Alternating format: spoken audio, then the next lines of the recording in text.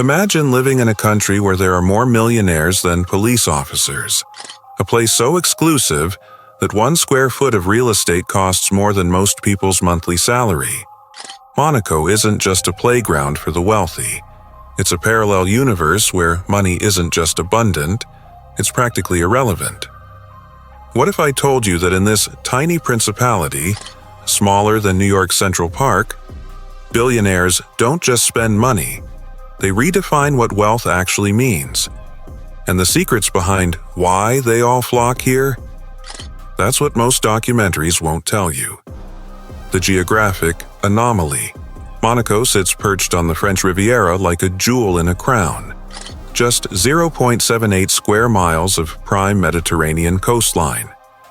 But don't let the size fool you. This microstate isn't just small, it's the second smallest country in the world. Yet it hosts the highest concentration of ultra-high net worth individuals per capita on the planet. 1 in every 3 residents is a millionaire. But here's what nobody talks about. Monaco's exclusivity isn't just about money, it's about scarcity. With no room to expand outward, Monaco had only one choice. They built upward and downward. The underground network beneath Monaco's surface contains parking garages larger than football fields, secret tunnels connecting private residences, and infrastructure that would make most cities jealous. And those penthouses reaching toward the sky? Just wait until you see what's inside them. The tax haven reality. You've probably heard that Monaco is a tax haven with zero income tax. True, but that's just the beginning of the story. What most don't realize is that Monaco's tax benefit comes with stringent residency requirements. To qualify, you must live in Monaco for at least 6 months and 1 day each year. You need to rent or buy property, hold a residence card, and prove you have sufficient funds in a Monaco bank. The question everyone should be asking: why would billionaires uproot their lives and follow these strict rules?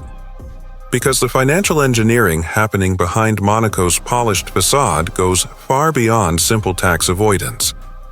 The ultra-wealthy here have created financial structures so complex and ingenious that governments worldwide have spent decades trying to untangle them, mostly without success. And while we're fascinated by what we can see, the yachts, the cars, the real estate, it's what remains hidden that truly separates the billionaire class from everyone else. Property prices that defy gravity. When apartments sell for over $100,000 per square meter, you're not just buying space, you're buying status. The Tour Odeon penthouse made headlines when it listed for $400 million, featuring a private water slide from the dance floor directly into the infinity pool. But here's the twist no one tells you. Many properties in Monaco never actually hit the public market. The most exclusive addresses change hands through whisper networks, private deals negotiated on yacht decks and in private clubs. There's an entire shadow real estate market that operates completely outside public knowledge. One Russian billionaire reportedly paid an extra $50 million just to ensure his purchase remained confidential. Not from tax authorities, but from other billionaires who might outbid him. But why is space so valuable here? It's not just about the address, it's about what that address provides access to. The yacht culture phenomenon, Monaco's port. Hercules isn't just a marina, it's where billion-dollar floating mansions dock side by side in what amounts to the world's most expensive parking lot. During the Monaco Yacht Show, over $4 billion worth of super yachts gather in this tiny harbor. But here's what's truly fascinating. Many of these vessels barely move. Studies have shown that the average super yacht in Monaco sails for just 2 weeks per year, despite operational costs that can exceed $10 million annually. Why maintain these floating palaces if they're rarely used? Because in Monaco, a yacht isn't transportation. It's a private territory, a sovereign space where billionaires make their own rules.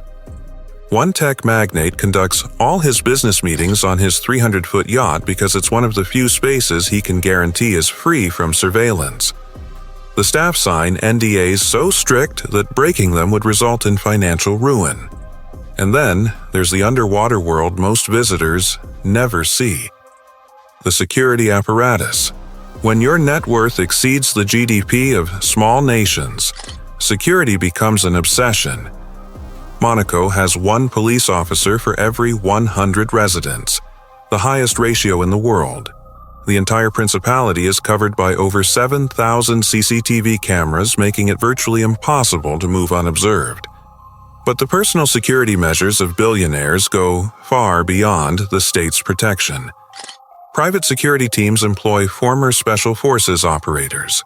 Homes have panic rooms that could withstand military-grade assaults. Children attend schools with biometric access controls and bulletproof glass. One American hedge fund manager reportedly spends $15 million annually on security alone, more than the operating budget of some police departments. The most protected individuals employ body doubles for public appearances and maintain multiple escape routes from any location they frequent. But all this protection comes with a price that goes beyond money. A strange isolation that defines billionaire existence. The social dynamics. Monaco may host the highest concentration of wealth on Earth, but its social structure would surprise you. The principality operates as a complex hierarchy with the Grimaldi royal family at its apex. Below them exist distinct social tiers based not just on wealth, but on longevity, nationality, and connections. The truly fascinating aspect? Even among billionaires, there are castes. New money tech entrepreneurs might have billions, but they'll wait years for membership at the Yacht Club de Monaco, where old European fortunes still hold sway.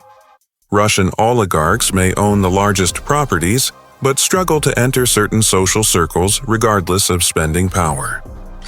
This creates a peculiar dynamic where some of the world's richest people find themselves striving. A billionaire in San Francisco or New York might be at the top of their social pyramid, but in Monaco, they might be merely middle tier. And that drives spending to levels that defy rational explanation. The consumption patterns. When basic needs were satisfied generations ago, what drives billionaires to continue accumulating? In Monaco, consumption isn't about utility, it's about differentiation.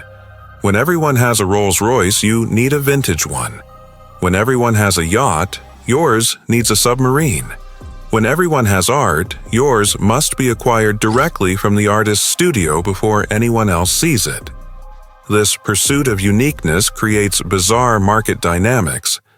Monaco's billionaires will pay exponentially more for items simply because they're first to access them, or because the acquisition story becomes part of their personal mythology. A watch collector here paid $7 million for a timepiece not because of its intrinsic value, but because the purchase prevented a rival collector from completing a set. But beyond these material competitions lies something more profound. The search for experiences that money alone can't buy. The underground world of experiences. For Monaco's ultra-wealthy, the ultimate luxury is no longer tangible. It's experiential. Private concerts by world-famous musicians in living rooms, Michelin-starred chefs preparing dinner for two, Formula One drivers giving personal tours of the Monaco circuit.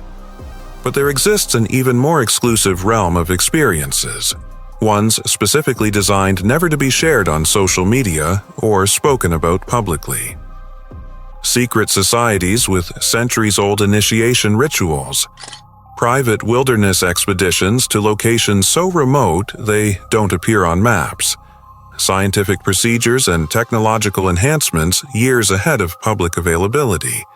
One billionaire reportedly paid over $50 million to join an expedition to a historically significant archaeological site before its official discovery announcement, just to be among the first humans in thousands of years to witness it. This pursuit of the unique drives Monaco's wealthiest to frontiers most people can't imagine. The wellness obsession. When you have everything, your most precious asset becomes time, and by extension, health. Monaco's billionaires don't just visit doctors. They maintain medical teams on retainer. They don't just eat healthy. They employ physicians to analyze their blood monthly and adjust personalized dietary regimens accordingly. Inside the Principality's most exclusive addresses, you'll find medical facilities that rival hospital wings. Hyperbaric chambers, stem cell storage, and diagnostic equipment typically found only in advanced research institutions. One financier has his blood drawn weekly and analyzed by labs on 3 continents, comparing results to ensure accuracy. Another maintains a private medical staff of 7 specialists who do nothing but monitor his family's health. The goal isn't just longevity, it's the preservation of cognitive function and physical capability. Because in Monaco, the ultimate currency isn't money. The power dynamics.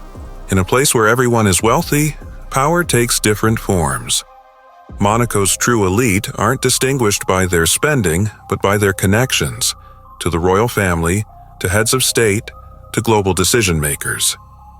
The real conversations shaping global markets don't happen in boardrooms or on trading floors. They happen during private dinners in Monaco penthouses, on deck chairs of anchored superyachts, in VIP rooms at the Casino de Monte Carlo. One finance minister reportedly makes annual visits to a specific Monaco resident before finalizing national budgets.